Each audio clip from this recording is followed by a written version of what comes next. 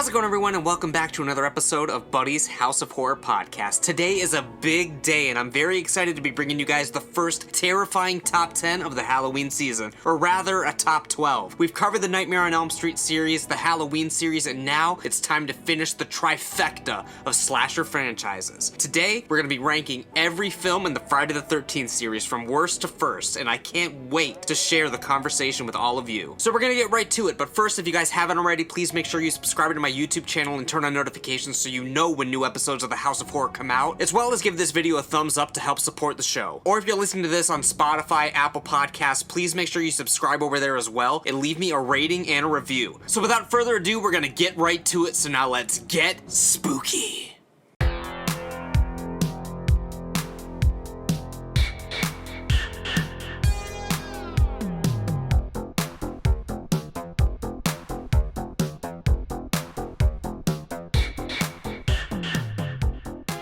How's it going, everyone? First top 10 of the year. Very excited about this episode. We are completing the trifecta. The big three. Talked about Halloween, our first year doing this. Last year, we did Nightmare on Elm Street. And now, it's time to tackle Friday the 13th. And of course, I couldn't do this by myself, so I had to have a very special guest on the show with me today. Ladies and gentlemen, he's back. Miles, the man behind the mask, Mandriod. What's going on, my guy? Should at least give me my proper name, Midnight Miles. But hey, what's up? When you said the big three, I was like, what are we doing? Paranormal Activity tonight, bro? Fuck. I know you've been dying to do a top fucking list of Paranormal Activity. It's gonna happen. It's gonna happen one of these days. Well, I just looked at my Letterboxd scores for all of them. I'll say that's going to be a real hard one for me, brother, you know? But not as hard as this list. Definitely not as hard. This has been hard. This has been giving you great turmoil today. It had. Well, yeah. Well, even leading up to doing this, you know? I mean, obviously the most important podcast of my entire existence, you know?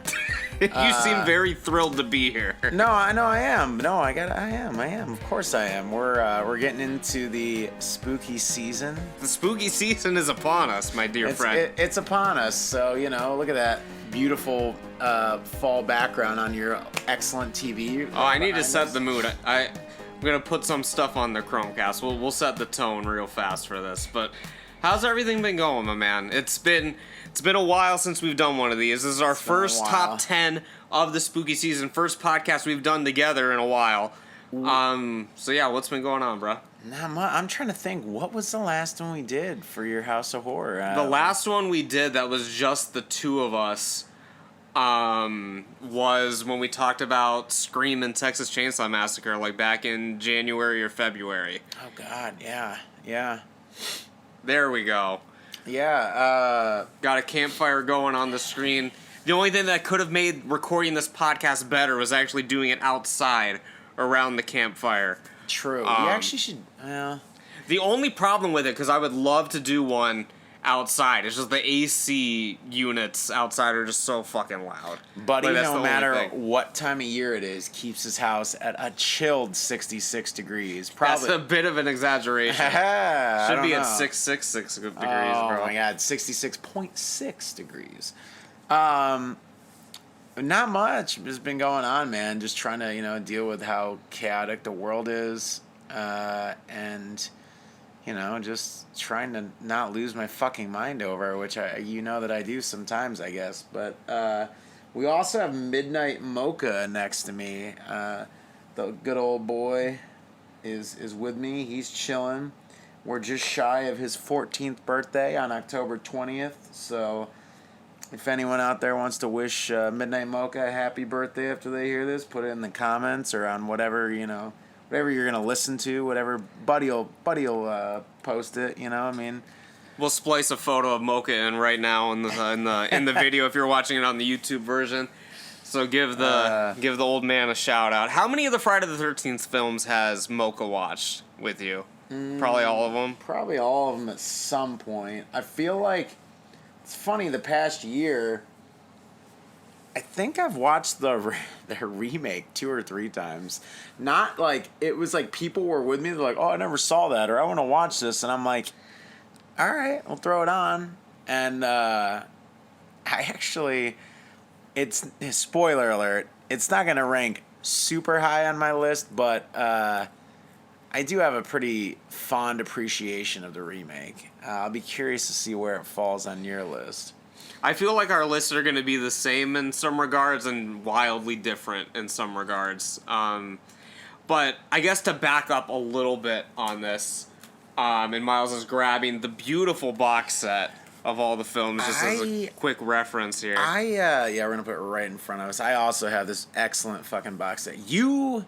You didn't get the pre-order with the poster that came with the custom box, right? Oh, no, I showed you that before, right? Yeah, they made those custom boxes. Yeah, those huge ones. And you got the poster and all that. But you got the replacement discs, right? I did get the replacement discs. I have not ordered them, and they're probably gone. They're probably. I also have all of the Paramount Friday the 13th films on Blu-ray, also. Right. All right, so I wasn't as quick to just, I was like, all right, I have 2 copies of every Friday the 13th main film. I had another loose copy, not loose, I mean, it was in a case, but had another copy of Friday the 13th Part 2. I think for a while there, Friday the 13th Part 2 was the film that I owned the most. I think you told that story on one of our one of our sequel podcasts. You said you had it on Blu-ray like multiple times. Yeah, I've had like it. I actually think that I did. I sold that when I was cleaning out. So I sold that loose copy because I was like, I don't need 3 copies. You know, next thing they're gonna do, they're release an 4K, Ultra 4K or whatever, and I'll buy that in 5 years or whatever. But it's been good watching some of them back. I'm not gonna lie. Oh God, Mocha, I think your hair is getting on my nose, brother. Mocha's sitting right on us. Mocha is a king right next to us on the couch. I mean, he's vibing. He's vibing on the podcast. He might even let you know what his Friday the 13th picks are, huh? Right, buddy? You might. You never know. I did not get to rewatch every single one of them, and that kind of bums me out. I'm not gonna lie, but a couple years ago we went into the Halloween one, and that one came out pretty well considering I don't think I had seen any of the old Halloween films in at least a year or more. Right. But when we did that, I think for the Halloween one, we didn't rewatch any of them really. We just kind of went off of memory. But last year when we did Nightmare, I think we both watched all the films. And leading up to this one, because I had the box set and it was brand new and everything, got the replacement discs. I have watched all of these like within the past year or so. The Nightmare on Elm Street one I thought went really well because I did just rewatch, like we talked about the whole series, like right as we were doing it, and my girlfriend, Midnight Marissa, shout out, watched all of those for the first time, like all the sequels.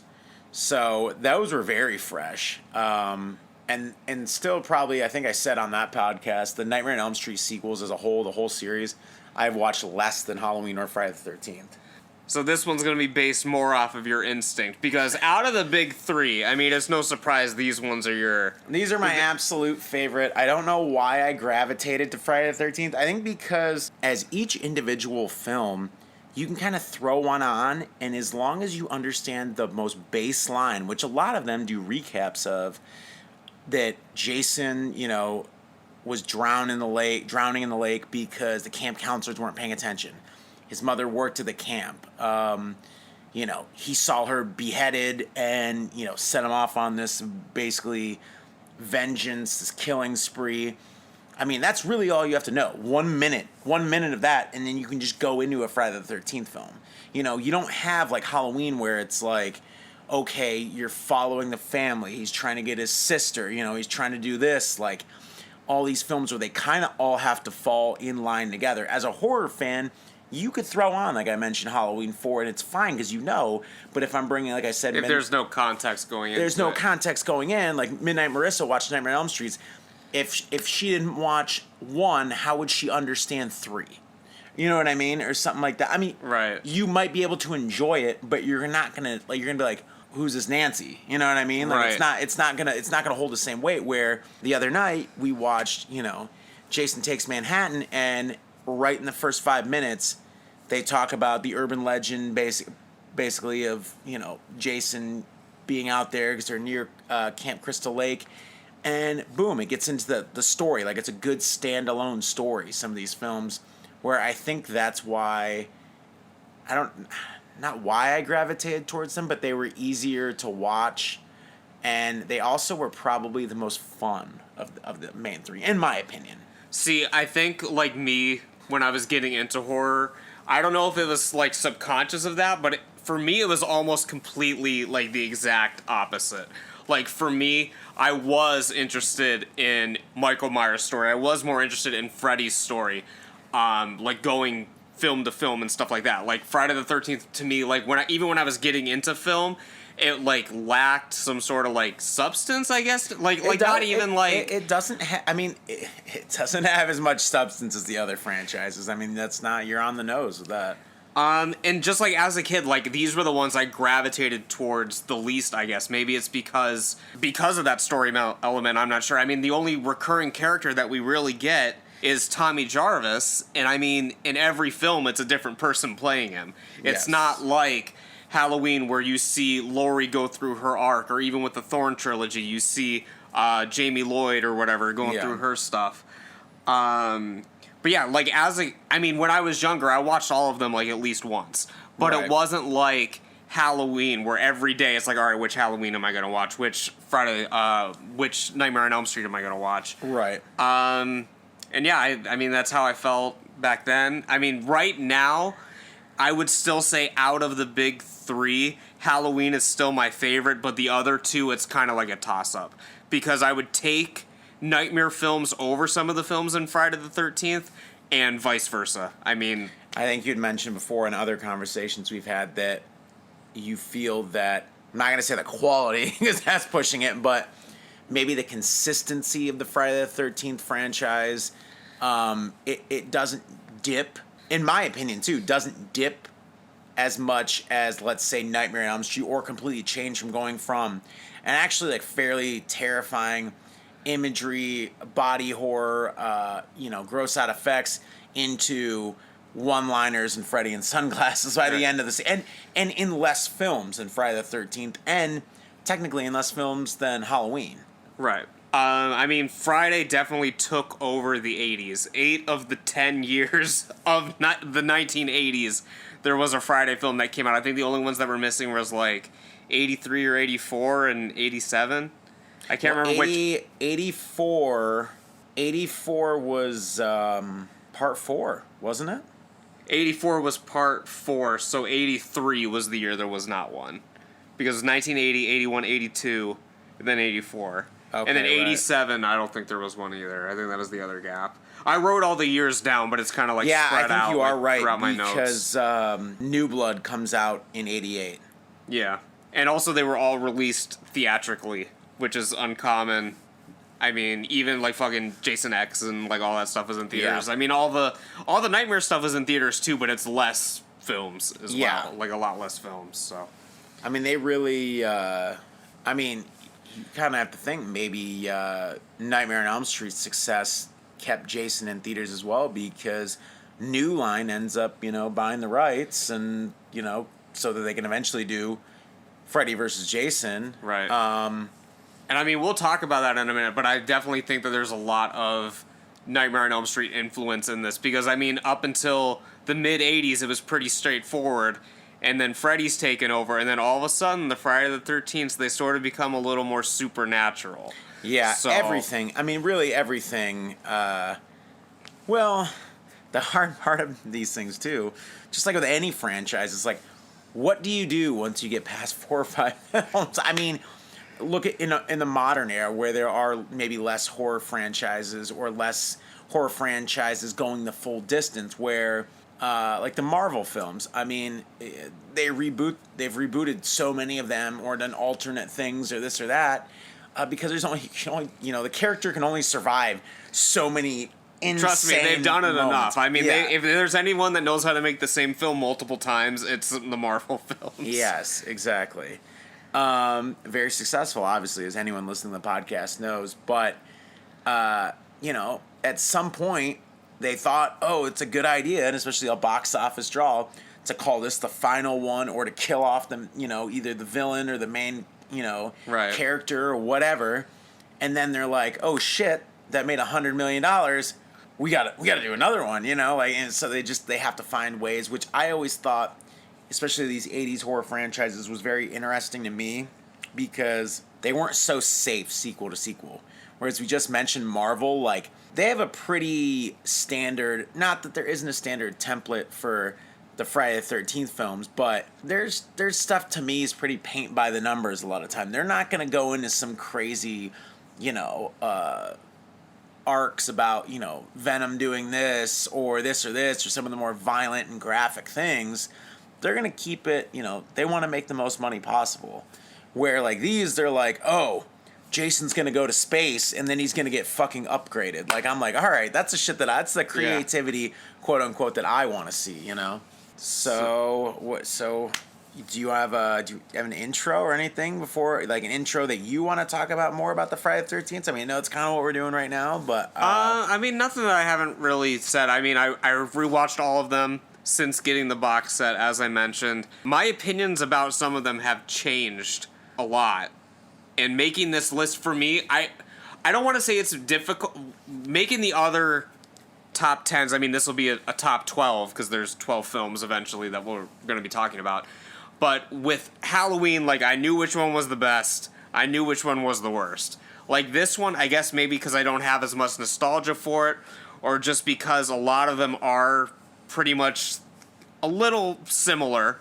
It's true. It's harder for me to get an order on it, but it also, I guess at a point, I just kind of went with what my instinct was because I don't have as strong of feelings about any of them as I would with a Halloween thing. Like, it's not like Miles is going to say, oh, I like this one more than this, and I'm just be like, are you nuts? And, like, shit like that. Like, I don't really have as strong opinions about these, so it kind of made the ranking a little harder in some aspects, but a little easier in different aspects because, you know. So apparently I didn't save the note last night that I made for this list. So I really am gonna be full on winging this. Oh my god! But that's okay. I mean, it's you know, this is a showbiz, kids. Did you have extensive notes? No. I'll be okay. You're lucky that I know the topic fairly well. I will say, we did talk about this prior as well, that I was going to come in with something shocking. I almost was going to come into this podcast and tell you there is no way I can rank this franchise. I was going to listen to your rankings, and then I was going to speak on each of the films. I was almost going to just completely derail the entire thing. Derail it. I think it could have been interesting, but, like, this is really hard for me. You know, like I said, this is my favorite, one of my favorite film series. As dumb as that sounds, probably to some of you listeners and things like that, but I think as far as a popcorn flick, not even a guilty pleasure, but I guess almost feel good, as messed up as that sounds, the Friday the 13th franchise is that for me. I mean, honestly, most of these rankings could flip-flop on any given day, any mood. I know I've said that in the other ones, but I mean, I really mean this in this. This one was really hard for me to rank, and honestly, I could probably watch them all in another week again, and I probably would flip a couple of them. Like, probably at least the first 6 or 7 films could all be flipped. Like, it's going to be very hard. I will explain, and I'm going to stand by my ranking, but definitely this is going to be a tough one for me.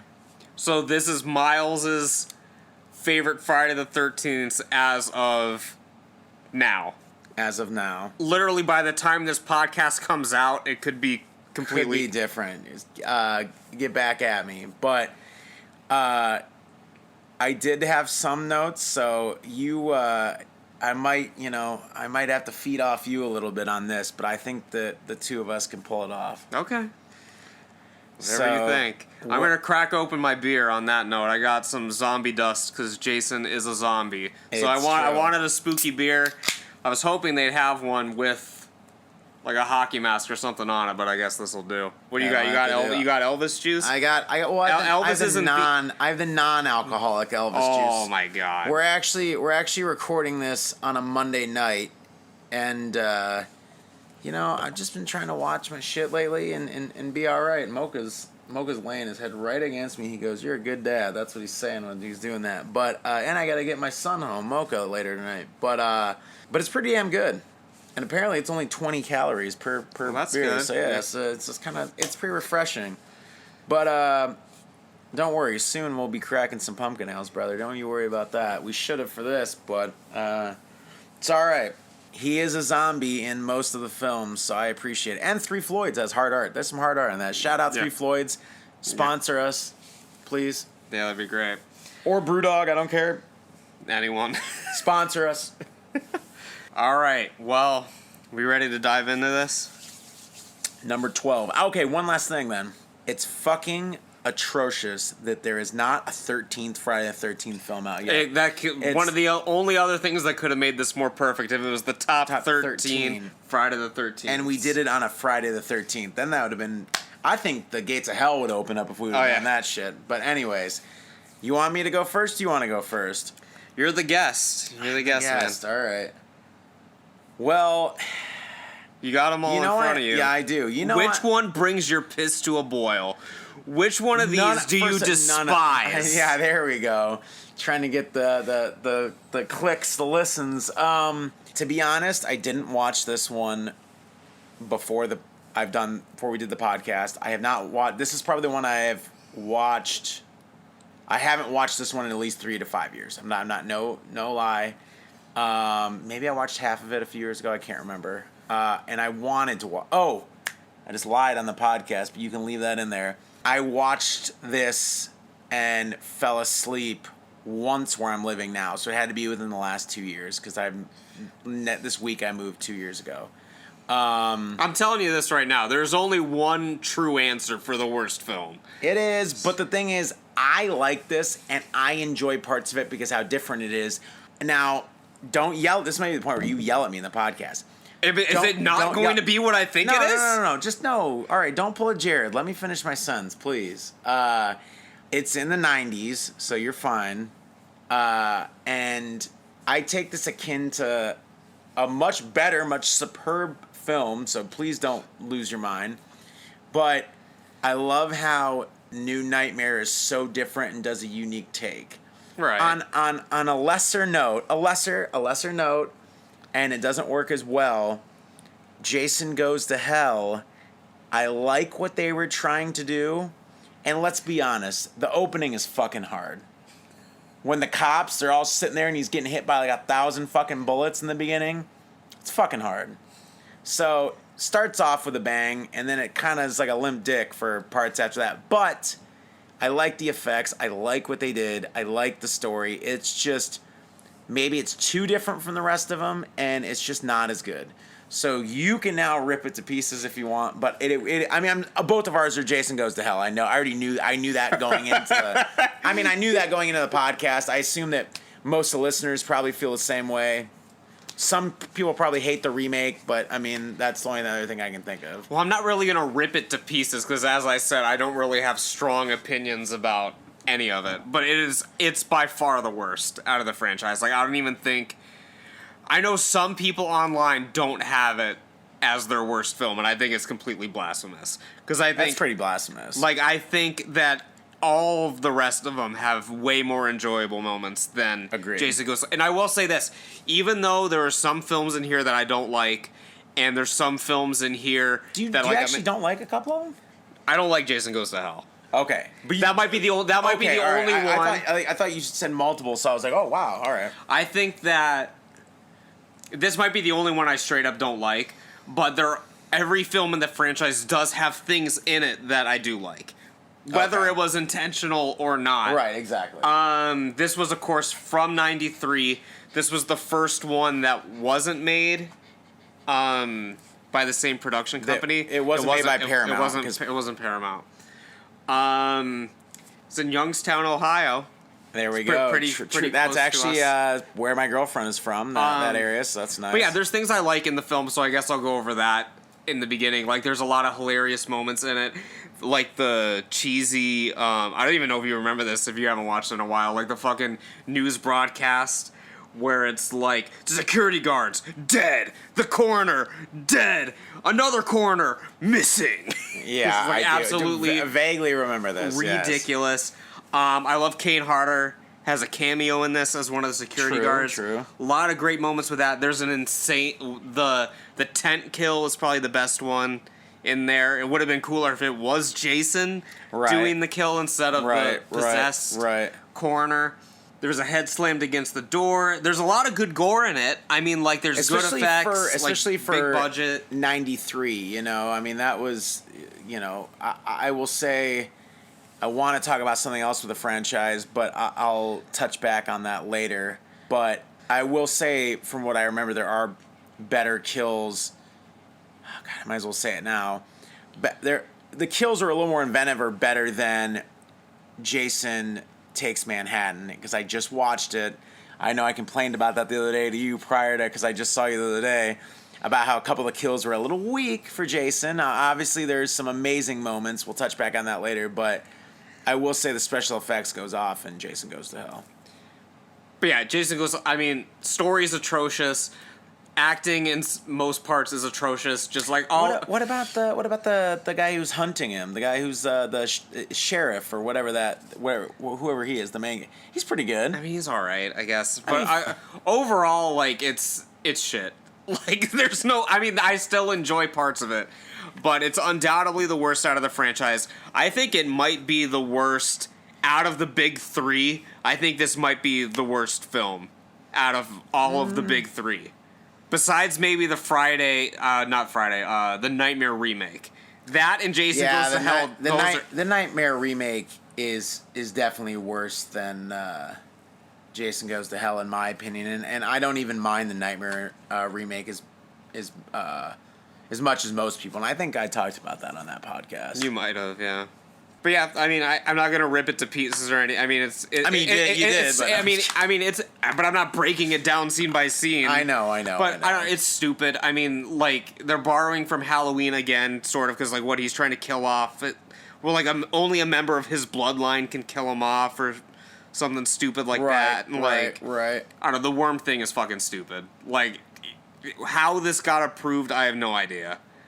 Dude, throwing anything at the wall. See, I understand why you don't like that, but I like shit like that. When it gets to a point where it's just like so fucking insane that they just make some wild crap. And I don't know. I mean, look how fucking hard the cover is. But anyways, I think. What do you think? We probably touched enough on that. Should we go to our number 11s? Yeah, we can go to our number 11s. But yeah, Jason Goes to Hell. Do not recommend. That's the only one, like, out of all of them, like, they all have some redeeming qualities, but if there's one where it's like, don't even fucking watch it, that's the one I would say. Well, number 11. My number 11. I'm curious to see if it's the same as my number 11. I'm assuming that it probably is. And again, I said, it kind of, all these next ones are all going to kind of bounce around. I like all of them a lot. I love them. I actually love all of them pretty much a lot. I'm going to go with the 2009 remake is number 11. Ooh. Good kills. The opening. I saw this at a Friday, Thursday going into Friday, but Friday at 12:01. The night that it came out in a sold-out theater in Salisbury, Maryland, and I used to work for the newspaper, so I was going to work right around like 2:33, right after it ended. And we're all sitting in the theater. I mean, wall to wall, big theater. And the whole intro, the whole thing where, they're looking for the weed and just a group of kids out there. Pretty funny dialogue for the time. They find the weed, there's sex, and then just brutal sackhead Jason comes in. Wham, bam, thank you, ma'am. Amazing sequence. I think just phenomenal. That opening is so phenomenal. And then it cuts right to the title card. And I think the whole fucking theater got up and clapped. I even got up. I was like, holy shit, this is amazing. Like, we were all just like, wow. I went by myself, but like, people were like, it's the shit that they show on trailers on TV, like initial reactions, you know, like hidden cameras. They should have done that at this fucking theater because everyone loved it. Crowd talking at the screen a little bit during the film, which when I was younger, I didn't mind that as much, and especially in something like in a Friday the 13th setting, you know. Probably some people were hammered, you know, midnight, whatever, but I was not. I actually was. Oh no, I was. You would have been. No, I wouldn't have. I was 20. I would have been 21 in the fall because this came out in February. Oh yeah. So, yeah, I believe it was February 13th. But then just gets off right with a bang and introduces the next group of kids. Introduces, you know, the brother looking for one of the sisters who's in the initial opening sequence. Right. Which is a throwback to part 4. Part 4, yes.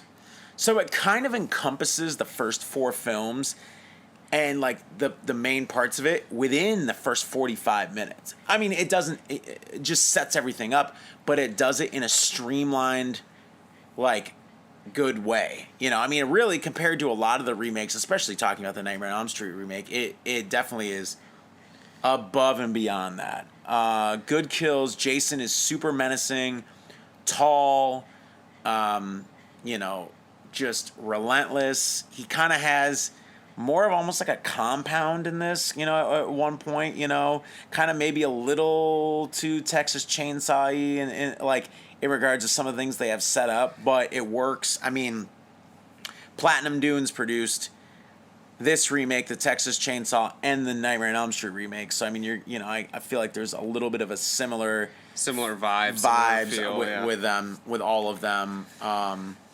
I will say this because it is not my number 11 because I haven't been chiming in on any of this. How I said Jason Goes to Hell was the worst out of all of them. Out of the big 3 remakes, I think this one's by far the best. I agree. Out of the 3 remakes. Wait. Okay, wait. I'm not counting Halloween 2018. You're just saying the Platinum Dune remakes. I'm saying Rob Zombie Halloween. This Friday the 13th and the Nightmare. This one's the best out of those 3. I really like the Rob Zombie Halloween and the sequel, but I will say I'd say I'd put them as of right now probably a step above. Yeah. I can agree with that. I definitely, obviously we talked about, I can agree with that on the Nightmare remake. That's definitely probably, I really think honestly that remake kind of killed the remake boom. No, I mean, because it was one of the last of the bigger remakes, and I'm talking like when they were remaking everything from The Hitchhiker to, you know, everything. It wasn't just the big main franchises. They were, they basically, there was a 5-year span where we were getting a remake of everything. Anything, yeah. And honestly, some of them were a lot better than people remember. They really weren't that bad. The only problem is, back then, most of them weren't necessary. Right. You know, like now I would say introducing some of these characters to a brand new audience who never really grew up on these, because when I was young, a lot of these were on TV, maybe in an edited format or something, but these would be on cable television and you could stumble into them. Now, a lot of these, you know, we have streaming, quote unquote, but a lot of them are like $5 rentals on Amazon and on things like that. Now with Peacock getting better and Universal, you know, being a part of that, some of these big franchises are on Peacock as a whole. Like, I noticed that compared to some of the other streaming ones, but, you know, you don't just stumble into these franchises anymore. Right. And yeah, much more time has passed now. I mean, it's been even 15 years since the remake, pretty much. I mean, 13 years. 13 years, yeah. 13 years since the Friday the 13th. Yeah. What a travesty. I know. Anyways. But there's still like that lawsuit going on or some shit, right? Like they can't. No, it got cleared. Got cleared last year. It got completely cleared. All the lawsuits are cleared, so I'm waiting to see, you know, if they're gonna do something, because. So, while we're still in the remake, I'm going to make this quick because I want to get to your number 11. But they were initially going to make a sequel to the Friday the 13th remake, because it did like almost $59 million the opening weekend. Right, yeah. Which was the biggest opening weekend. Obviously, you know, things are inflated. It's not the same, you know, a little bit. But at the same time, biggest opening box office for a Friday the 13th film, and did really well in theaters. But the problem is, at the time, when it came out on home video, the home video sales were slow. So it gave them cold feet. Now the problem is too, a year later, the Nightmare on Elm Street, remake wasn't received well. Did that do okay at the box office? I don't think it did. I don't think it was a flop. It wasn't a bomb. No, it wasn't a bomb, but like... I didn't blow numbers away. And I think it gave them cold feet on everything because what was supposed to be rumored, and there's supposed to be a script out there from what I remember. Now this is, from 10 years ago, more than that. But they were going to do a Friday the 13th in the snow. Like Jason being out in the snow, which I think could have been very interesting because it hadn't been done yet. Right, because it's all during summer, basically. And with the gore, with gore on snow, I think, blood splatter and kills on snow looks amazing, the contrast. But Paramount then bought the rights back, and they were going to do a Friday the 13th, but then I think I talked on another podcast, when Rings bombed, they canceled that, and now they have lost the franchise rights back again. So there's been supposed to be 2 Friday the 13th almost in production. Apparently the one Paramount did, it was rumored that people actually had built props, had things. They were going to film it up in like Buffalo, New York or somewhere, but Paramount pulled the plug right as they were about to go shoot. Right, yeah. You told that story on That's what I thought. I know. It's going to be a little bit of some stuff we're going back over, but obviously it kind of fits the theme of the podcast today. So, well, what do you think? So my number 11, because we'll talk about the remake a little bit more when it gets to mine, okay. I guess. My number 11 is another one that you've alluded to. This was the last film that Paramount did back in the day. My number 11 is Friday the 13th, Part 8, Jason Takes Manhattan. Okay. From 1989. I won't harp too hard on this because everyone's talked about it enough, but it is false advertising. He doesn't take Manhattan. He makes a little stop in Manhattan. True. This is Jason on the Titanic, essentially. Like, literally. And once again, even though I don't think this film was great beginning to end, it has a lot of things in it that I really love, for better or for worse. There's some funny, it starts with that noir intro, narration and, the smooth jazz. Oh, so insane good. hard. Yeah, beyond good, yeah. I did take notes as I was watching this a little bit. So Jason actually sets foot in New York City on the ground at 1 hour, 4 minutes, and 40 seconds.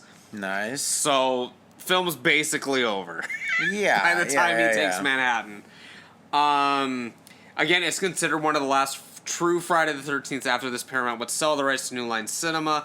It's the longest out of those films at 100 minutes, and you feel every minute for sure.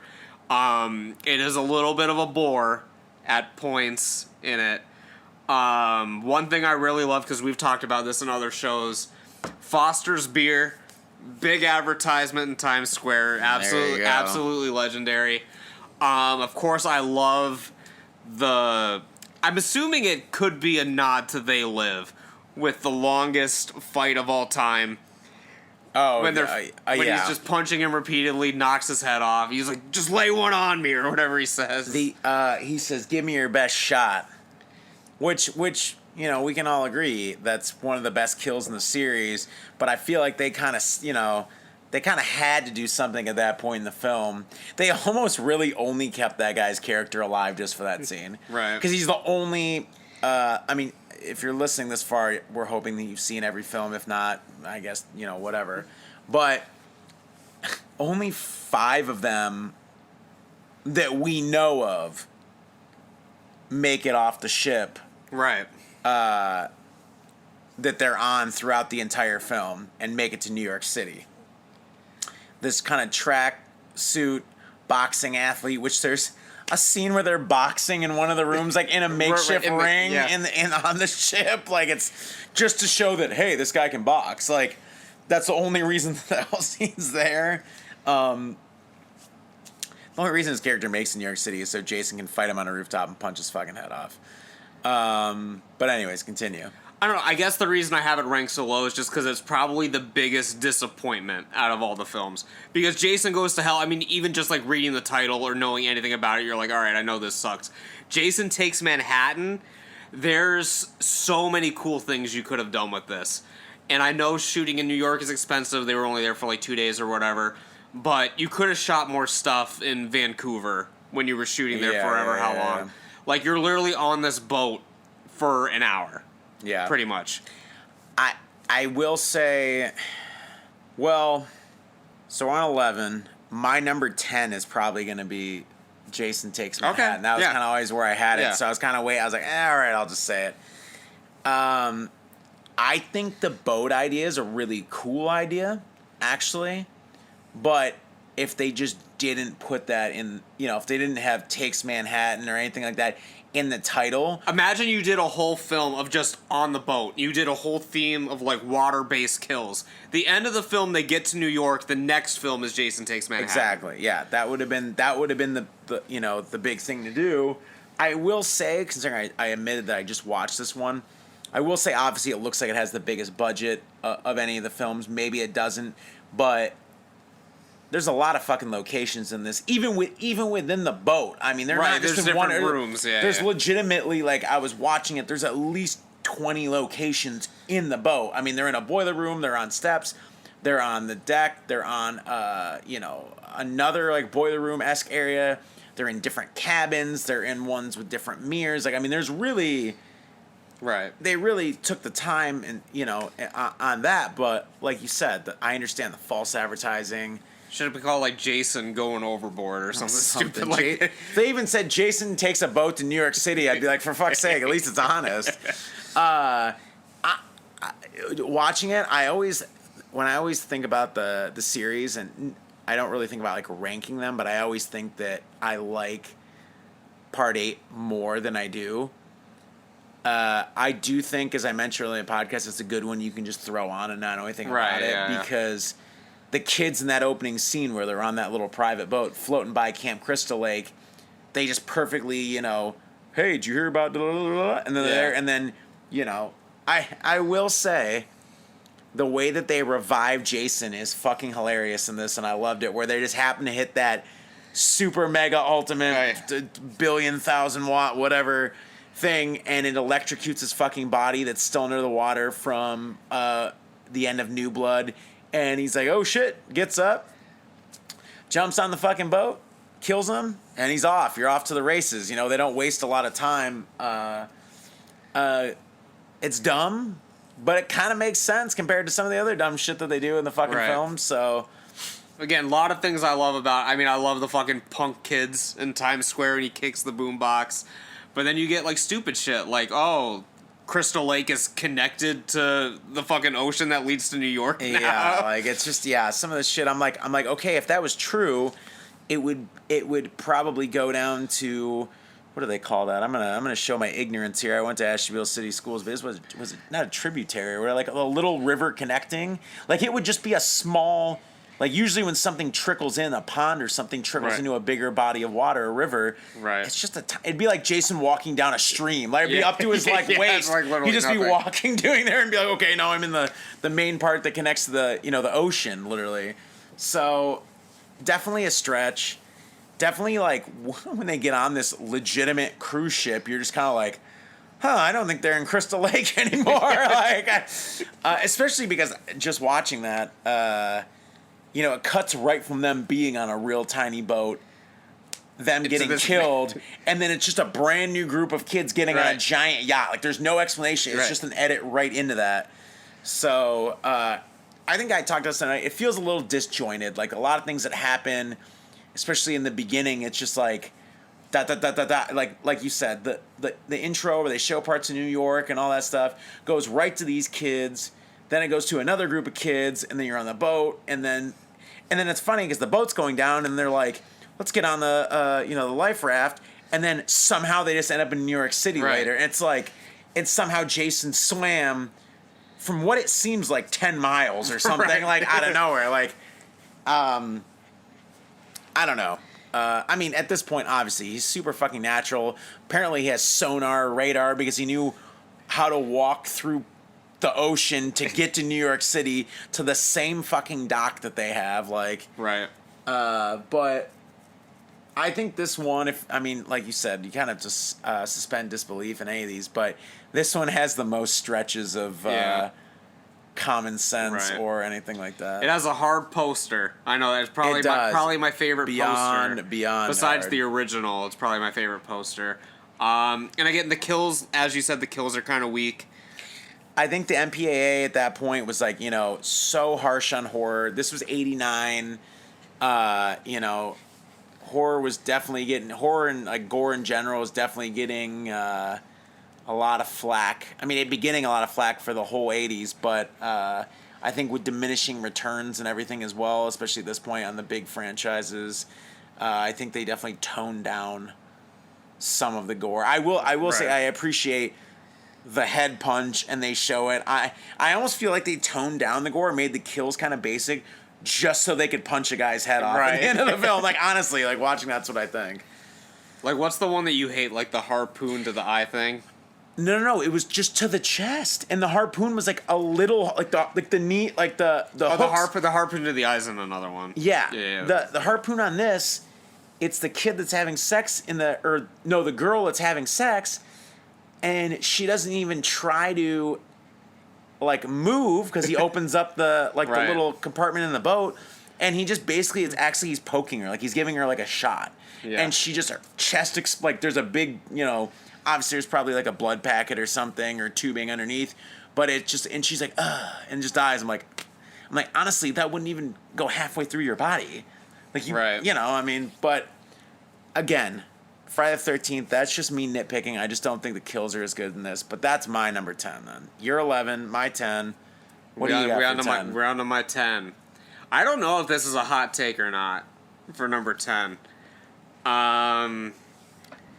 Number 10 is one that had you asked me before I rewatched all these, I would have had it towards the top, just off of my memory. Okay. But actually going back and rewatching it, I don't know. I'm sorry if you like this one, but I don't think part 3 is that great. I see. This is where things come into play. Where I didn't watch part 3 again before I did this, and I really wanted to because I always go on the fence with this film. Where I like it a lot. It sets the template for the next so many films for the most part. Because in 1 and 2, there's sex, there's this, but the kids for the most part are actual camp counselors getting ready to open the camp. They are a pretty good group of kids. They're working, they're doing things. It's not so much kids going to a cabin or renting something from somebody and just fucking and partying. Like they're more so like a group of they're working going to their camp job. Where from this point on they're kind of setting that it's just like Jason's just killing some dumb stone partying kids. Not in every film, but for the most part, it's quite a few of the people they kill at that point. Right. In the first 2, it's very much. I mean, like some of the kids are assholes or whatever. And we'll get to that. But it's not like they're going there to party and have sex. Yeah. They both went to Crystal Lake in the first one, and then the second one, whatever, they renamed Crystal Lake or whatever. I think isn't it, if I remember right, isn't it the camp right across the water? It might be, it's the one like right next to it or something. Yeah. But they went there for a purpose. This one, it's like, we're going to party. It's summer, it's whatever. Yeah. So that's where the whole cliche comes into play. Things I like about it, I love the opening credits. The music's hilarious, and it's the only opening credits like of these. I guess the majority of the franchise that just isn't the white text over black. Like this one has the. It's like blue and the red letters are coming at you. I did not watch this in 3D. I've never seen it in 3D. I watched it one time in 3D. I think when they first did I think it was like the late 2000s releases, right around when the remake came out, because I bought it. Because it came with the 3D glasses, like a brand new pair. Right. And I did watch it. I mean, at the time, though, it was before the kind of TVs that we have now. I think it'd be a lot more fun now than it was then. Yeah. And something interesting about part 3, because my parents are not into horror films, like, at all. but they saw this in theaters in 82. Oh, yeah, you did tell me which is that. insane. That is insane. Because in 82, they were seniors in high school, or maybe they were juniors or whatever. I mean, they graduated in 83, so it was either, depending on what date, they were junior, senior in high school, probably just turned old enough to see, like, their first rated R movie. Right. And it was this. If they got ID'd. If they got ID'd. But that was just always a hilarious story because I can't imagine my parents going to see Friday the 13th Part 3 in theaters, especially sitting there with those glasses. They said they saw it in 3D? I believe they saw... Yeah, because my mom was like, oh, I was scared out of my mind. There was shit coming at you. Nice. The only other redeeming quality in this, besides Jason getting his mask, which was an iconic look, I really love the kid that's straight out of Superbad. He looks identical to Jonah Hill in Superbad. Yeah, a true legend, Shelley. He's great. His death is pretty stupid. Like, he gets, like, stabbed off screen, survives for, like, a half hour, and then just, like, shows up. Right. But other than that, like, it doesn't add anything new that wasn't in the first two, like, from a story perspective. I mean, it still has the dream fake-out ending. Right. It's still, like, along the same lines kind of kills. Jason also is just kind of lazy in this one. He's, like, kind of a... Like, literally, he shoots... I just talked about it. He shoots the girl with the harpoon and then just, like, slowly walks away. Like, even slow for, like... I know it's the big thing. Jason never runs or, like, whatever. He's literally crawling away. That is not... It's not that he runs, but that's... We'll talk about this later in the podcast, because I don't think that he doesn't run. I can acknowledge when he... I'm just saying it's the big cliche. Yeah. And it's like the slow-moving Jason walking around. This is the one where, if you're talking about the slow-moving Jason, it's from Part 3. He's literally waddling around. The thing is, too, I think, as the films go on, Jason evolves a lot more than in a lot of the other franchise killers. Like, I mean, not only his look, he does have iconic looks per film. Right. Not anyone with makeup or anything like this, but you think a guy in a hockey mask, you're surprised how much he changes and evolves. But just the way that he becomes a more proficient killer, he becomes meaner. Sometimes he's not. Sometimes he's curious. He has a lot of character, despite being some deformed guy behind a mask, hockey mask. Right. I mean, he's got some cool moments in this. I mean, he does the thing where he flips his mask up and, like, laughs at him and then puts the mask down. He has some personality in here. Yeah. But I mean, for the most part, I think it's one of the most boring out of the franchise. The acting is pretty bad from some of the people. And, like, there's the one girl that's just going like, oh my god, and the guy who was doing the score knew it was bad because he's doing the music in between the oh my gods. Like, she'd be like, oh my god, the music goes bah, bah, bah, bah, bah. Oh my god, and then it, like, does it again. It's, like, ridiculous. But other than that, I mean, it's not that great. Midnight Mocha's trying to get some water, So with that, we're going to be moving on to our number 9s, but we're going to take a quick pause for the cause. Are you tired of plain old breakfast? Cereal is not sugary enough? Are you tired of burnt pancakes and waffles? Then you need slapjacks! The slap against your face that causes a chemical reaction to heat up! No cooking required, just slap and eat. Don't believe us? Here's a satisfied customer. Slapjacks are the best breakfast food ever made. Slapjacks, slap those smiles back. You heard it here, kids. Slapjack saves lives. Order at www.slapjacks.com. We are rehydrated. Mocha's getting anxious. I don't know what the hell I'm doing. I've peed. Number 9. The Patreon exclusive people will see what Miles was really doing during that. Mocha, what are you doing? Me and Midnight Mocha. Buddy thinks I'm so fucking stupid. He's like, hey, I'm going to put these lists, what you did, your top ones right here, because we've only been 3 in, and I can't remember what the fuck I'm doing, apparently. He thinks I'm like having Alzheimer's in the middle of this fucking podcast. My number 9, this is where things get dicey, and I think I might even change it from what my number 9 was initially supposed to be. This is where you're killing me, man. How am I killing you? Because I had a semi-hot take, but I'm not going to do it. I told you to follow your heart. If your heart's telling you to have a hot take, you can go ahead. I told you, don't stress about the list, just whatever comes natural. I think you vaguely changed my mind. I vaguely changed your mind. It was on the cusp already. It was on the cusp already. I think I'm going to go with... Are you going with part 3, I guess. God. And I didn't want to admit that I was going to do that. But you're right. It's kind of what the kids say now. It's kind of fucking mid, man. It's kind of not a lot's going on with it. He gets the mask, as you just talked about. There are some fun kills, but we kind of just went over. That's why, like, as we're talking about it, I'm like, maybe this is my, like, number 9. I was almost gonna be like, we'll just talk about it right now. But I really wanted to watch this again before we did the podcast. But it's just one of those ones, like, besides getting the mask, the harpoon kill, a couple of 3D kills, you don't remember a lot from it. I mean, it's probably one of the ones that's the least memorable, I guess, in my opinion. But I know there's some stuff I like in it. But I haven't watched this one in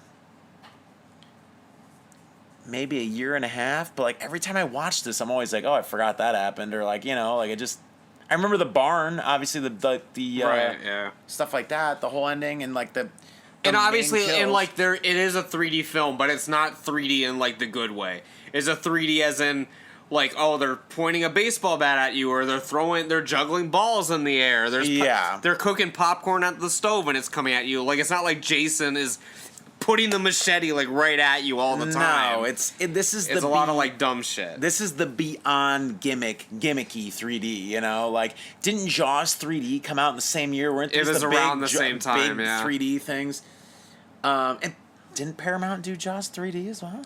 Probably, yeah. I think they did, but I think they were trying to be with the kick. But we kind of talked about it. I don't really know what else to say. I mean, it's mid. It's mid, bro. It does set the template nice for what's going to come later, for better or worse. So, what is your number 9? My number 9, it may be a controversial take, but I've said on many podcasts before that I don't think that this film is that great. I still like it, and rewatching it again, I do have it higher than I may have originally put it. But my number 9 is the original Friday the 13th. I knew you were going to do that. Number 9, the original Friday the 13th from 1980. It's pretty well known, I would say, that it's not the best out of the franchise.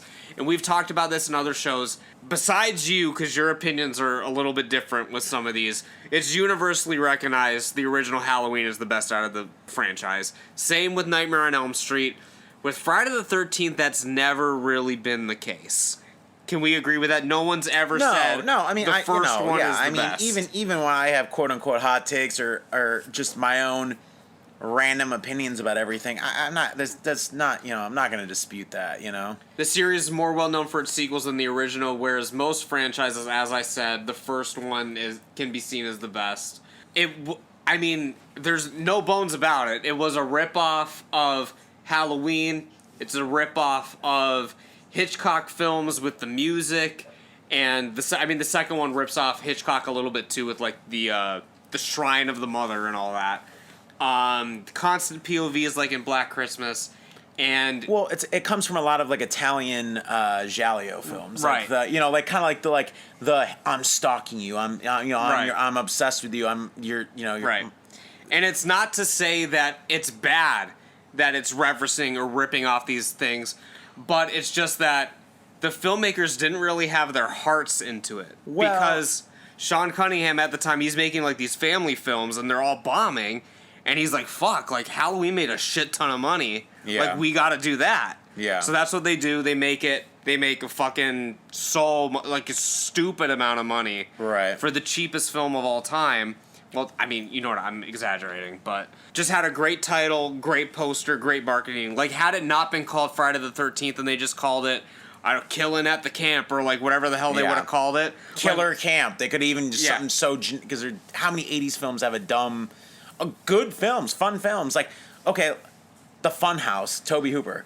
I absolutely love The Funhouse. I think it should have been a bigger film, a bigger deal. It's just amazing. Generic name. But just The Funhouse. You know, like, I mean, I don't know what else they would have called it. I mean, I like the title, but I can admit that it's not a great marketing title. I mean, there could be 10 other films called The Funhouse, or with like the Funhouse Massacre, that shitty one that came out 5 years ago or whatever. But like, it's just there were so many like sleazy 80s like slasher films at the time. Like, had it not had... Well, I know this did jumpstart it. Not at the time. After this, but I'm saying that like there's so many around that time period. Yeah. Had this not had such a great title and all of that, it might not have become a franchise. True. Because there was so much other stuff that was happening around this time period.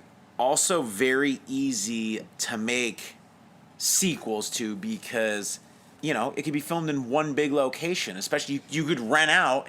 Like the second one, a summer camp, and there's tons of wooded locations for nothing. Right. I mean, you know, you're paying actors. Let's say you pay each actor $1,000, and you're renting out a cabin for, let's say, 30, 40, 50,000. I mean, realistically, you could make one of these films. I mean, back then, I'm talking about back then, for what? I don't know, $100,000, $150,000. I mean, honestly, like, you could. And if you were a good filmmaker, it wouldn't look like shit. Right. Some positive things about it. It does have good kills and good gore. I mean, it was Tom Savini, obviously. But it doesn't really put it above. Like, that doesn't really make much of a difference to me, because what Friday the 13th film doesn't have some inventive kills and some good gore? Right. When you compare it to the other ones, it's just like, okay, it's just another Friday the 13th film. I have spoiler, I like this film a lot more than most people do, so it will be a little higher on the list. I just think I love the twist at the end. Now you have to remember, we were like, with no internet, no anything like that. I think the twist is amazing. I think the whole end sequence is amazing. I think the POV, even though it is an ode to 70s Italian cinema and even before that, it also ties in to the story perfectly, which I thought was very genius. You have to at least admit that, because there's a reason why you're seeing all the kills through the killer's eyes. Right. You know what I mean? No, like, I'm not holding it against it that it's doing that. I'm just saying that, like, it's not... They weren't putting much originality into what they were doing, is what I was trying to say. They basically took... I think the writer, especially the one who did win that lawsuit recently, I think he put almost a greatest hits of maybe his favorite things about cinema at the time. Mm-hmm. And then Cunningham gave him, you know, it was just basically an homage to a bunch of things that were had just happened, or, you know, about to happen. Right place, right time, probably for that film. Right. And just some other, like, there's the infamous coffee scene where she's making the coffee at the end, takes forever. All right. Other things that, like, don't make sense, like Mrs. Voorhees is pulling off some pretty elaborate kills and doing it very well, not having much trouble, but then right at the end, as soon as you reveal who she is, she can't fucking take down this girl. I understand. You have to think. I got defenses for the film, but anyways. I appreciate it more for what it started than for what it is. It might have the best final girl in the series. Yeah. I like another final girl better. I mean, we'll get to that when we get to it. And of course, I mean, the ending, like the ending is phenomenal, except for the fake out at the very end. Like, if you would have just faded it out, if you would have just faded it out, cut the whole hospital scene, it would have had the best ending you could have possibly had. Right, I agree. Honestly, that's a film they could have made, honestly, like 3 endings for it, and I thought it would work. Yeah. Like, I honestly think, and I kind of wonder if they knew kind of like when to actually cut the film, you know? Right.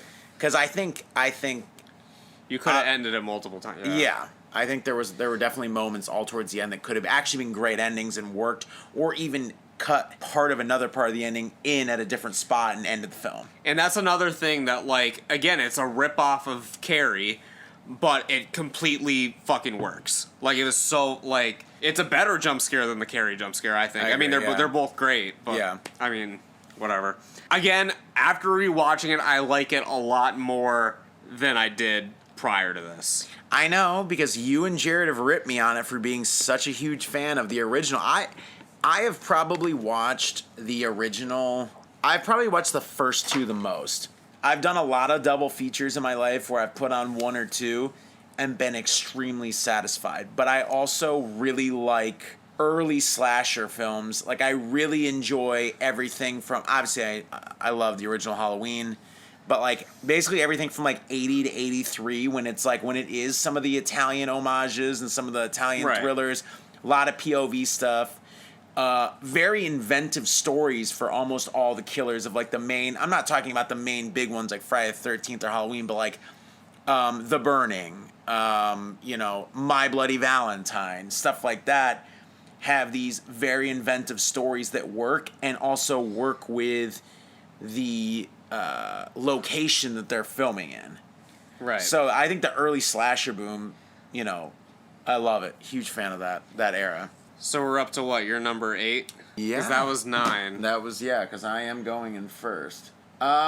This is where, like I said before this, I'll try to not dwell on this too much, but this is where things get iffy for me.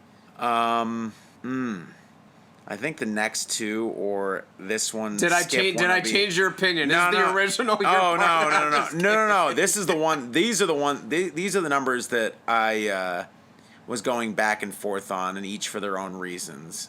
You did not again, but 3 you did a little bit there. Oh man, I guess my number 8's could be Jason X. Okay.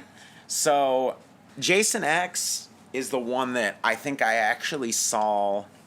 Besides the remake, I saw last. Like I saw Freddy vs. Jason before I saw Jason X. So Jason X is the thing that I've talked about multiple times in this podcast. You're throwing whatever shit you can at the wall and hoping it fucking sticks. I mean, they go to Crystal Lake back on Earth in the future, get his somehow preserved body, right? Bring it aboard a spaceship. It thaws out, kills. Mind you, what they think the future is going to look like is just peak. It's like 20 years from now. It's like 2050 something. Okay, but it's just so peak 2000, 2001. Right. Looks like a made-for sci-fi movie in a lot of parts of it, but I love that because I love that era of made-for sci-fi film. Just like all sorts of random in-space films or TV shows. Jason, like I said earlier, gets upgraded to like a super shredder Jason. I think Uber Jason. Uber Jason's his name. He has machine guns. He fights robots with machine guns. Androids. He freezes a woman's face with and just smashes liquid nitrogen, smashes into the thing. I mean, just insane kill. He's just like an unstoppable killing machine at this point. I mean, not that he's not in other films, but he's just beyond insane in this. Yeah. It's very, besides the one scene when they're kind of in the 3D training area, the rest of the film is very brightly lit from what I always remember. Like, very bright. Right. White, like super white lights on a lot of stuff. This one and Part 3 is also very bright because they had to shoot it a certain way because of the 3D effects. The 3D, yeah. So, like, I'm curious because, like, I mean, and there is like a bit of CG in this. So I'm curious if they had to have it kind of brighter for the effects. That would make sense. I mean, yeah. I mean, you're on a spaceship. They've got flashing lights and shit. I mean, like, I don't know. But yeah, it is a little bit brighter. It's definitely not alien, like claustrophobic spaceship. Like no. At no point do you feel claustrophobic. In No. Jason X is your number 8. I can't believe it. Are you being facetious? No, I thought it'd be higher. I mean, it's higher on mine. It's not my number 8. The problem with me is I love it. We watched it together. And I've watched it other times than that, but a lot of these I love for different things. I think, it sounds fucked up, but I think it not being in the 80s just brings it down, like, honestly, like, a little bit. As dumb as that is to say, I think it's just that I saw it last. It's, it's not in the 80s. And I mean, it's an action film. It's not a horror film at all. I mean, there's nothing. You watch Jason walk right around corridors. Just like, the camera's fixed. He just walks right around. He's, things like that. I mean, it's not. Besides the thing where he's kind of hunting them in this like 3D, like training area that if you've seen the film, you know what I'm talking about. Besides that, there's really not really any horror elements in this. I can agree about that. Yeah, it's very much leaning into the sci-fi action kind of thing. Yeah. And less so the horror. Are we on to my number 8, or you got more to say? I mean, I feel like, what can be said? Jason's in space. He fought androids. He got upgraded to a super shredder-looking fucking Uber Jason. I mean, cryogenically freezes fucking faces, smashes them. I mean, if you haven't seen it, you have to watch it. It's not like he talked about Jason Goes to Hell. You can miss it. I don't think you could miss that either. But you gotta skips, Jason X. You can't. It's essential. It might be top 3, which I probably wouldn't rank all of them, but like top 3 for if you're getting a group of people together to watch. Right. Because it's just it's bad shit. So my number 8, you came dressed for the occasion. My number 8, Friday the 13th, is Freddy vs. Jason. Oh, nice. For number 8. We ranked it last year in Nightmare, and it was about midway through the list. It's about midway through the list on mine this time as well. Well, we might as well talk about it because I'm going to put it at number 7. So it's okay. Your 8. It's my 7. So you start off on this. All right. Freddy vs. Jason. When I rewatched it this year, I enjoyed it less than when I rewatched it last year.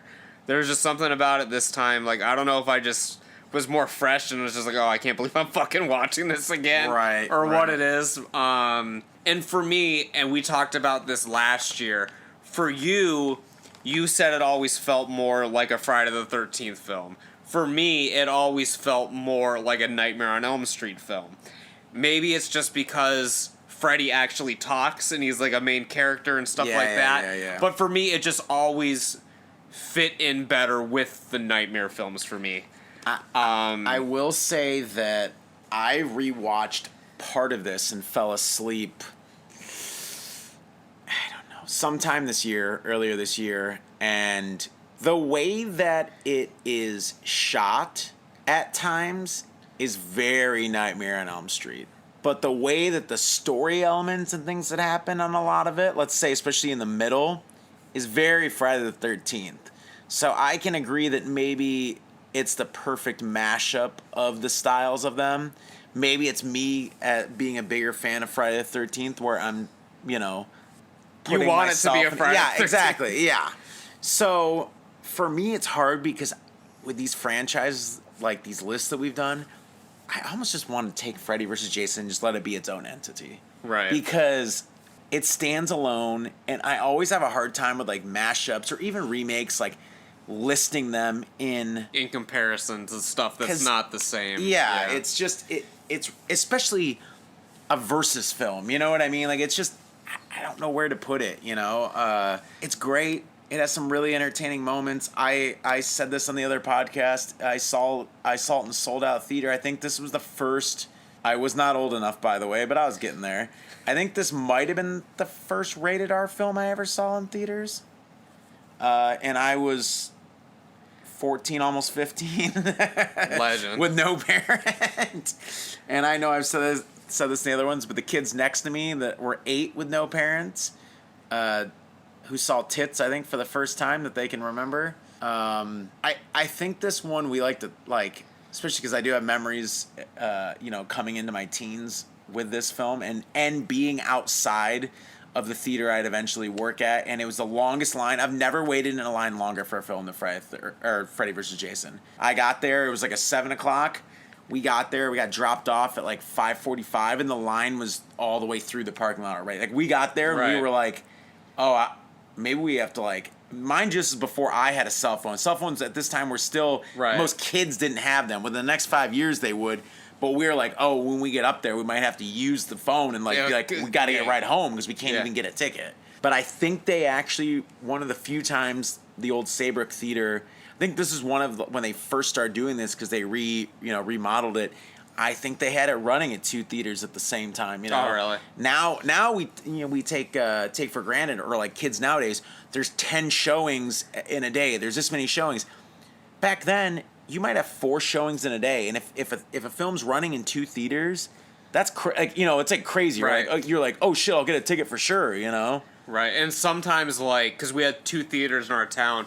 Like, sometimes Saybrook would get something that the mall wouldn't. Exactly. And, like, shit like it that. didn't. I don't think that's it didn't get. When I ended up working at Saybrook, a lot of times we would have to do a trade, or not a trade, but they would have to call, because I was there with management. They would call the mall and the people that were, the studios or things, and they'd be like, okay, you're going to get Freddy vs. Jason, and we're going to get Hulk 2003 or whatever. Yeah, like, whatever. You weren't, you know what I mean? You're not going to get the same. You had to split up, like, in a month, 1 or 2 of the big releases, like, and they weren't getting it, Or maybe they would for, like, a week at the end of it or something. They'd be like, you can have it for that. But obviously it's the 2 of the biggest icons. Or you could arguably, I won't say that, I'll get probably killed by you, but obviously Michael Myers is an ultimate horror icon, but in regards to, let's say, the big 80s icons, Freddy vs. Jason is kind of like, the main event. Well, right, they owned the 80s. Yeah. I mean, Michael Myers, he had a couple films in the 80s, but as I said, it wasn't every single year. I mean, like realistically, Friday. he went from 1981 to 1988 without a film. And in between there, Freddy and Jason became pop culture icons, like literally gods of pop culture. I mean, for as far as like horror is concerned. I don't have too much to say about Freddy vs. Jason. We talked about it last year. Again, it's that besides Jason X, that's another one to just put on with a bunch of people and have a good time. Honestly, they'd be a great double feature because those 2 are so close together. If people wanted to look at how hilarious sometimes 2000s fashion, culture, everything was, just throw those 2 on real quick back to back. Yeah. But yeah, I don't have too much to say about Freddy vs. Jason. If you want more in-depth, we've talked about it on a couple other shows before, so you guys can go check those out. Again, I have nothing new to really add. Me either. I think we kind of summed that up. So it's your number 7 now. My number, because that was your number 7. Yep. My number 7, we've already talked about.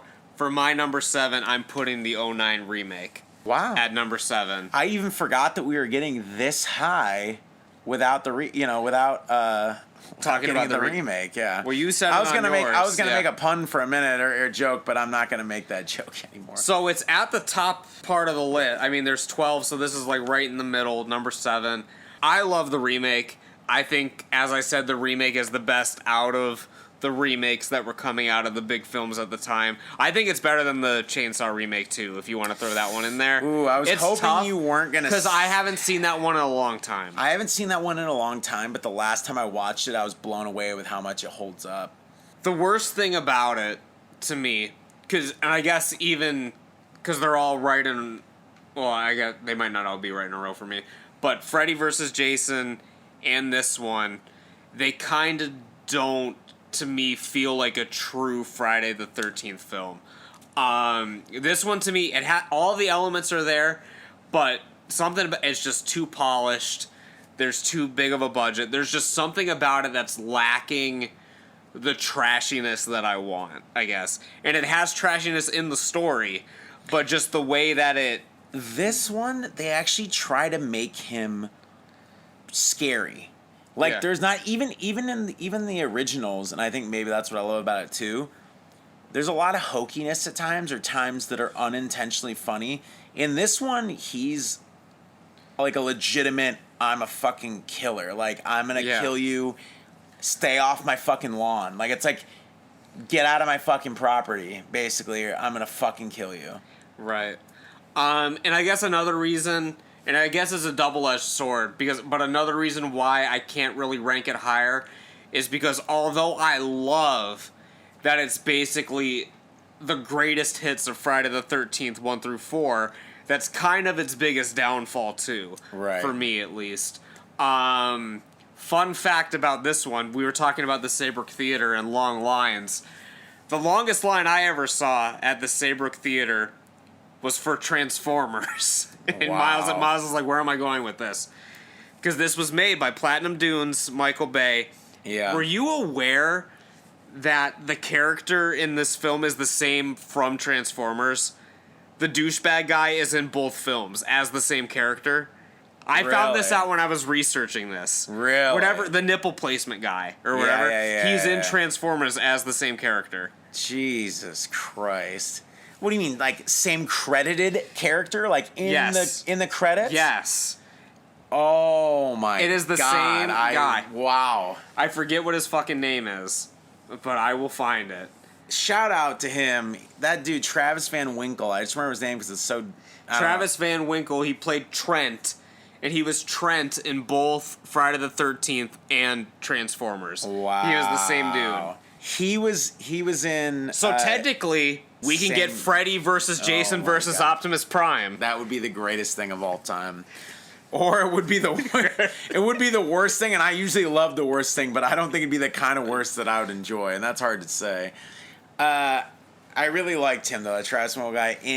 Obviously I didn't like him in Friday the 13th remake, but he was big in You Season 3. If you've watched the Netflix show, I You. haven't, no. And he's actually a very great sympathetic character in that. I was surprised. That's surprising because And he's the biggest douche of all time. Yeah. What else to say on the? I love the remake. You touched on it a minute ago, but I mean, really, it has two intros because it does show Jason's mother and Jason as a Yeah, little kid and yeah. all that before it gets into the dude's sister getting killed. Right. Like 25 minutes in is when we get our title card. I was Right. screaming the Right. first time I saw this. Again, it's just really great. I wish it had a better tone to it. I wish it felt more like a Friday the 13th film to me. Because really, this could be like top 3 for me if it felt more like a traditional Friday. Wow. Oh wow.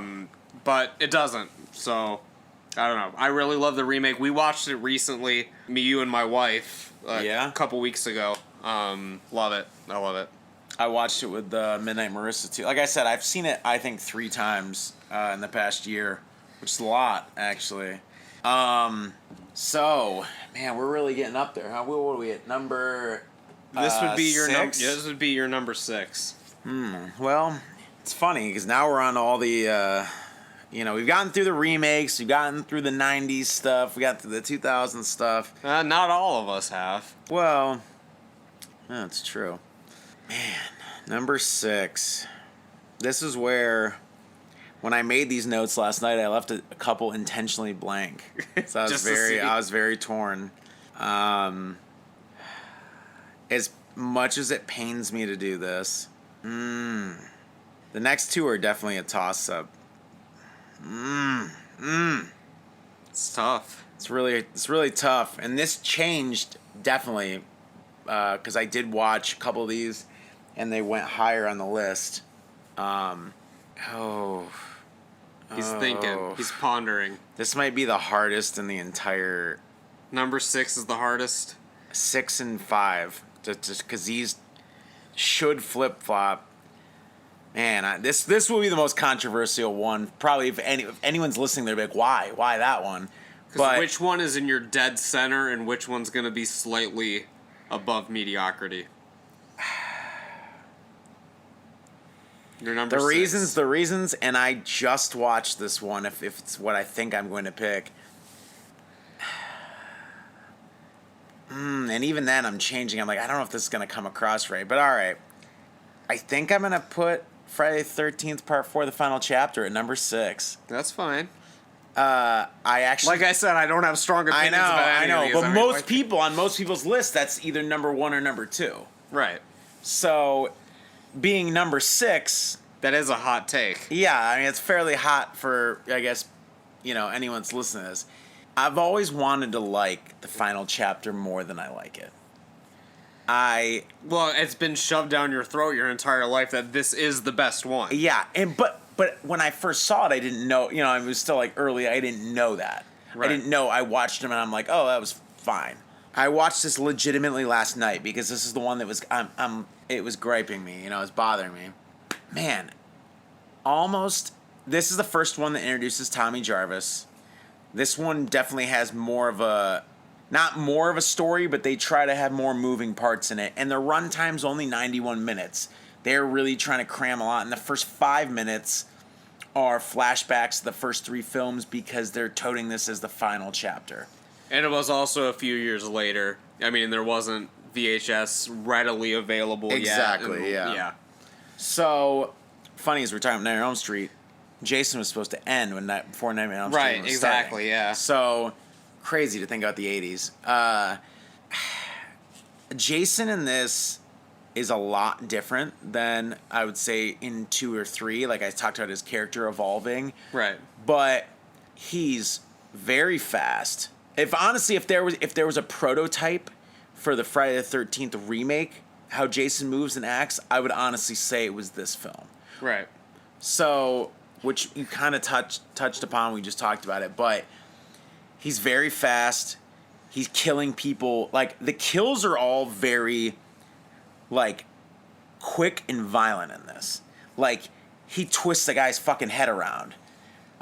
He, is throwing people through windows. He's, punching through showers. I mean, he's really becoming very, obviously all killing is violent, but the actual, movements and motions There's more, and like, things brutality he's to doing. it. Brutality to the killing. Probably, the most brutal kills up until this point. And even the camera angles and the things that they do and the amount of gore, because it is, again, Tom Savini came back to do this one.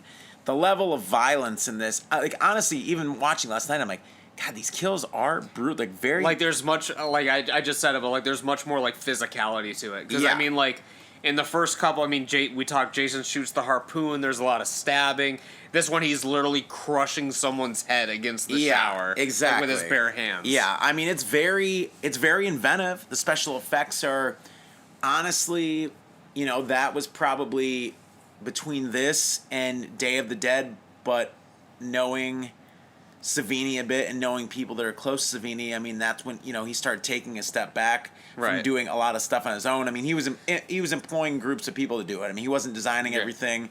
I would say that I like to think that probably this one was maybe one of Savini's last, not fully hands-on, but pretty hands-on Well, he films. wanted to do it because he wanted to end the character he started. Because they thought this is the final chapter or whatever. I mean, Jason looks like he looks in part 1.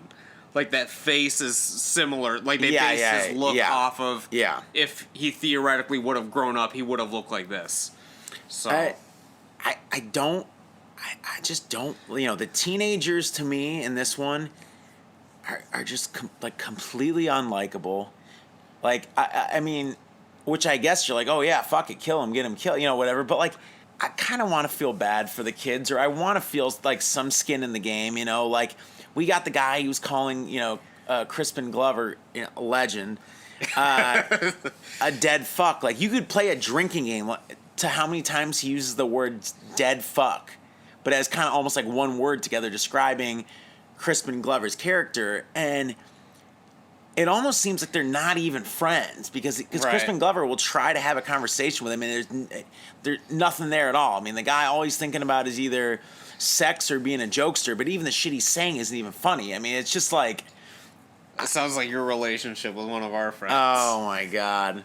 But it's the other main guy, has the hottest girl in the fucking film, and then he's trying to bang one of those twins, and then last minute he's like, oh, I can't do this, I gotta go.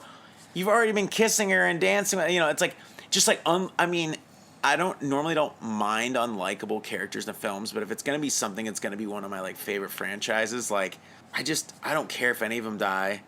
The one guy and girl that are kind of talking, the one with the shower guy and the main girl. I really liked the main girl because she really took a lot of things seriously and she was trying to go have a good time with her friends, but it seemed like she was genuinely trying to know this guy and she was concerned about it, and I liked her character and felt for her character.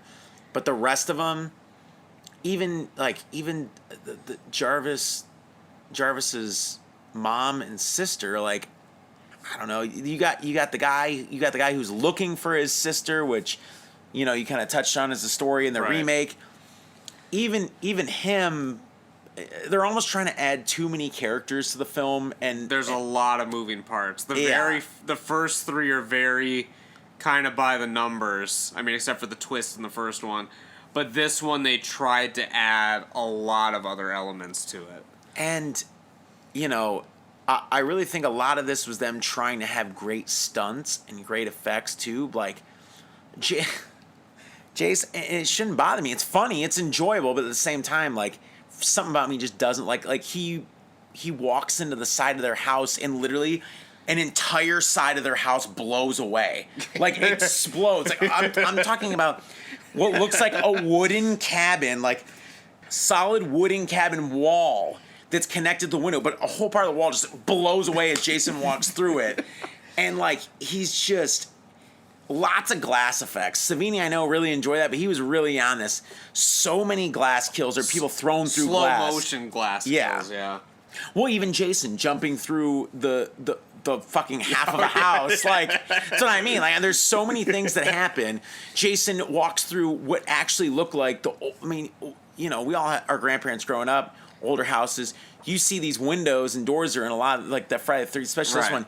They're like 3-4 inches thick of wood, like actual wood, not a fucking screen door. Jason's just like fucking moving through it like it's a fucking piece of aluminum foil, you know? Yeah. Like, it's fine, but it's like, I should like that more, but something about it, I think it's just too much is going on. Another thing I noticed, you don't get to see, like, when they do Jason's kills and Jason's, like, kind of showing him in the first part of the film, you almost never see him at all. It's like very quick cuts, and you never see him full frontal, even in the hockey mask, until he jumps through the window to grab Tommy Jarvis. Like, you only see very quick cuts, like almost like jarring cuts of him, even when he's killing things. Well, I mean, this is before Jason was really the star and people were cheering for Jason to kill people. Because that didn't really happen till he comes back in, like, part 6. Yeah.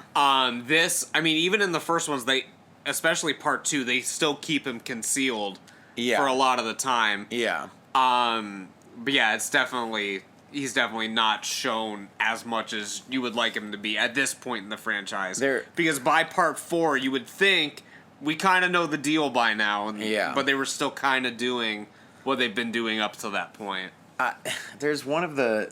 I give a lot of things a lot of slack, but one of the dumbest scenes in the entire franchise, I realized in it last night, the brother, who seems to be an outdoorsman or whatever, you know, he helps them start the car with his knife, and he has all the gear, he's stalking Jason through the woods, I mean, just all around... He's a manly man. Yeah, he's a manly man, and looks to be probably what should have been one of the smartest characters in the entire franchise of any film. Yeah. The lights go off back at the Jarvis house, and they're back there, and they're going to go in the basement. Okay. He gives his other weapon to the female, to Tommy's sister. I can't remember her name. It doesn't fucking matter. And he walks down the stairs with no flashlight and a little-ass knife, and then it's taking him forever to find what should be the breaker box. I just throws all of the things they've shown about him out the window. Then she walks down the stairs. He walks back up. Jason jumps through and grabs his leg. He kind of falls or stumbles back down against, like, the tool bench or whatever. It's kind of concealed. Everything's a little concealed here. And Jason comes up, and he's kind of having, like, a struggle with him. But then the guy is yelling, and she has the machete. She has a machete, the brother's machete. And she's standing there holding it, just watching this happen on the stairs. And then he just starts yelling, "He's killing me! He's killing me! He's killing me!" And I'm like, what are you doing? Like, the two of you, like, he's looking directly at her, and he's just yelling the same sentence over, like, not dying. And she's just standing there, and then eventually she just turns around and slowly walks, like, up the stairs. You think that should be the end of it. Then she doesn't hear Jason. She turns around, looking dumbfounded, walks back down the stairs. They show him dead, slowly turns back around and walks back up the stairs, and Jason grabs her through the stairs. Like, I like idiotic shit, but it's completely fucking stupid. And one of the dumbest scenes, I think, in the entire franchise. And I didn't, until last night, remember how fucking stupid that was. It made both of them look like they had a half brain cell between the two of them. One of Miles' favorite films in the franchise, ladies and gentlemen. Anyways, Top 6. Well, you have to, I just watched this last night, so I'm, It's very fresh, yeah. Amazing special effects. I think that maybe, this is my last thought on this until we get to, where you're placing it. I think maybe this is the meanest Friday the 13th film, and I think that's why I can't like it. I think I like a little bit of the hokiness and a little bit of the humor and that kind of like camp, like 80s camp, like humor. And this is pretty devoid of it for the most part. I can agree with that. They were really trying to do a serious kind of thing. And the director, Joe Zito, did another one of my favorite slashers, The Prowler. Yeah. So, I get it. I get where he's coming from. I get what he likes to do. I respect it. I understand why some people absolutely love this. I still really like the film. I want to like it more. I can't. I've tried for years. It's just, it is what it is, I see. I understand. I was a little passionate there, I know, but I just watched it last night. My number 6 is Jason X. Wow, all right. Number 6. Okay, there we go. Right in the middle, that's where I think it needs to be. The most absurd out of the franchise, but unlike Jason Goes to Hell, it's absurd in the best way. It says hockey was outlawed in 2024. I took that note down as I was watching it. I forgot about that. I forgot they did that. Wow. We've got like another year and a half of hockey, Miles. Jesus Get ready. Christ, I better start fucking... Good thing Clerks 3 is coming out, because that film probably would be fucking banned. That's probably why they're banning hockey. As soon as Clerks 3 hits theaters, then we can't have any more fucking hockey. Someone's probably going to become an actual legitimate hockey killer, and that's why it's going to be banned, man. Well, we got a little bit to find out. Some things I don't like about Jason X, because the majority of the things I do like. Not a fan of his mask. I'm not talking about Uber Jason. I'm talking about when he's Jason. Yeah. The mask sucks. Yeah. This has the most kills out of any Friday the 13th film, by far. Would you like to guess how many kills are in Jason X? Didn't we try to guess this before, like when we were like a while ago? You looked it up, or were you close to guessing?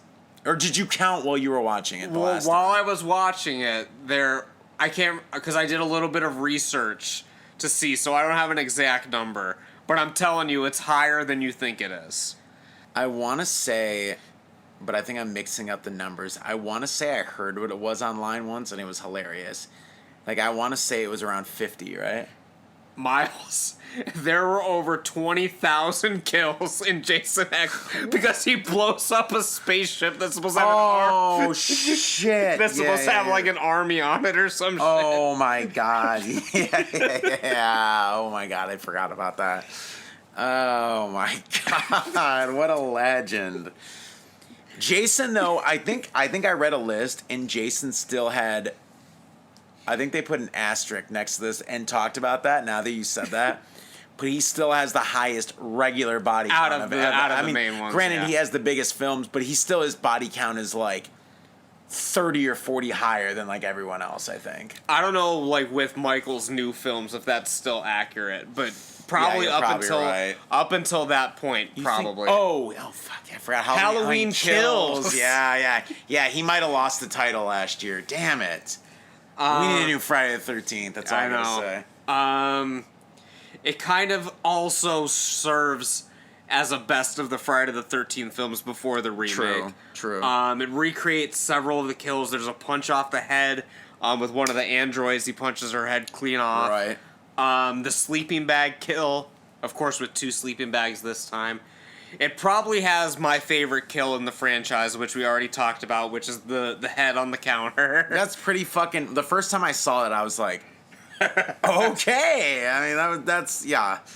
And the thing I like about it is, again, in contrast to Jason Goes to Hell, Jason X knows what it is. It's not trying to be anything that it's not. It's self-aware, it's hilarious.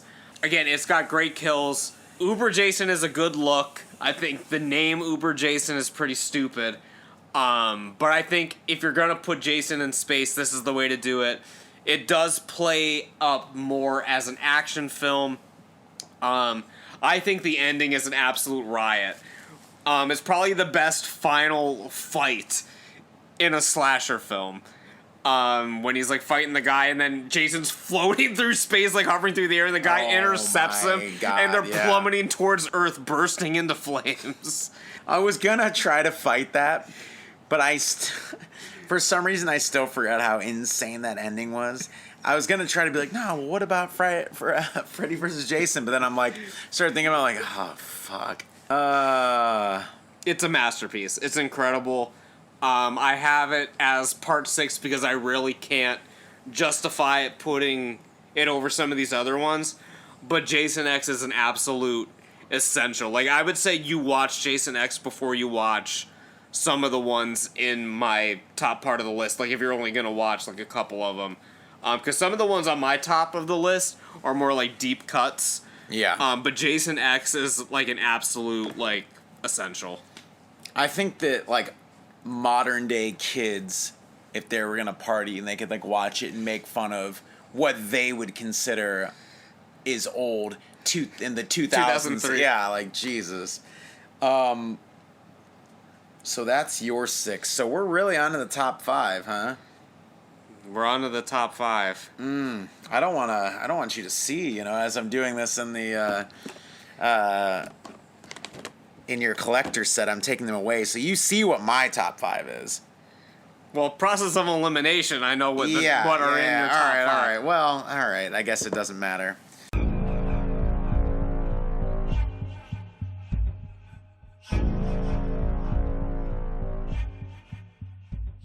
Well, that's about it for this time, guys. I know I led you a little bit astray, but we're actually going to be wrapping up this podcast tomorrow and finalize the Friday the 13th films ranked. We ended up talking for so long I couldn't possibly fit it in just one episode. So in true Friday the 13th fashion, we're going to be giving you guys a sequel. So make sure you guys tune back in tomorrow as we wrap out the list. But until then, if you guys haven't already, please make sure you subscribe to the show wherever you're listening to the show. And with that, we'll see you guys back here tomorrow for another episode of Buddy's House of Horror. Take care and stay spooky.